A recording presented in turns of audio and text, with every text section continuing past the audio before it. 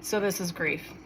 Grief of crying, grief of trying to pull myself together, put some makeup on, brush my hair, put on some comfy clothes to head out to my son's first in-season college baseball game. I wouldn't miss it for the world, but girls, mamas, it's gonna be like 33 and windshields, and it's gonna feel so much colder than it is. So I've got my sweatsuit on. I am blue, of course, go Wolves.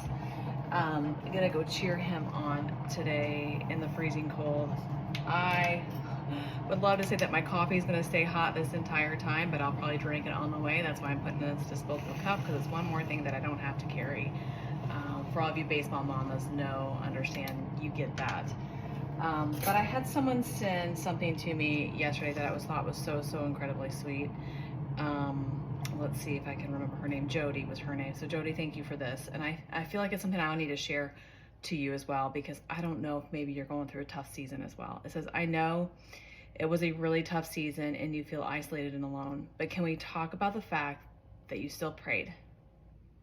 You were blindsided and hurt. The enemy tried to tell you that your prayers were pointless and ineffective, but you still talked to God every single day.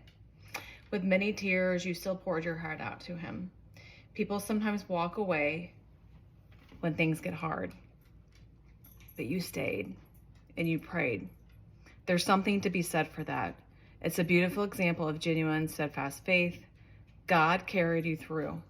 What a testimony. I don't know who needs to hear that this morning.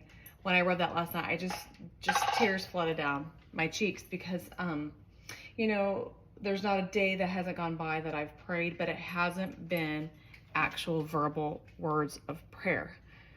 It's been my cry out of grief is my prayer. And it's called the I don't know prayer.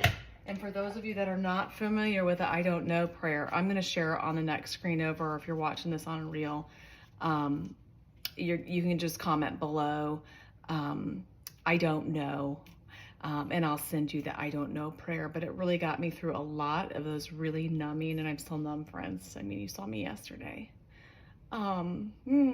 Grief is not anything that I would ever wish on anybody, but the matter of fact is, all of us are going to go through grief.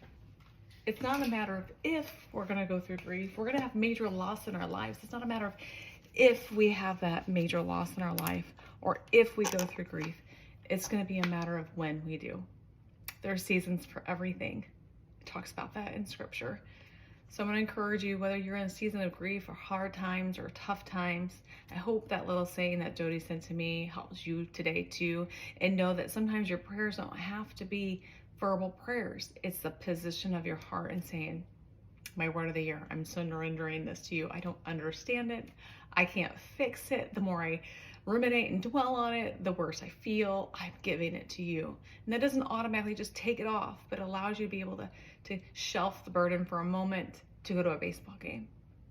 Even though you might still be shedding tears, to be able to walk forward and do the things that you've been called to do. It allows God to take part of that burden and help you carry it so you don't feel so alone, my friend. So whether your prayer today is a verbal one or a heart's surrender, know that he wants communion with you. He wants community. He wants to be your friend.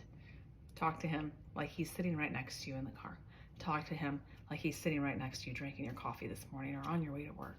Talk to him. He is right there. All you have to do is start positioning yourself and talking to him and saying, I can't do this alone. I feel alone. I can't do this alone. I need you. I need you, Lord. I need you to guide me. I need you to direct me. I need you to give me the steps that I need to take. And I need you, Jesus, to carry me through this season.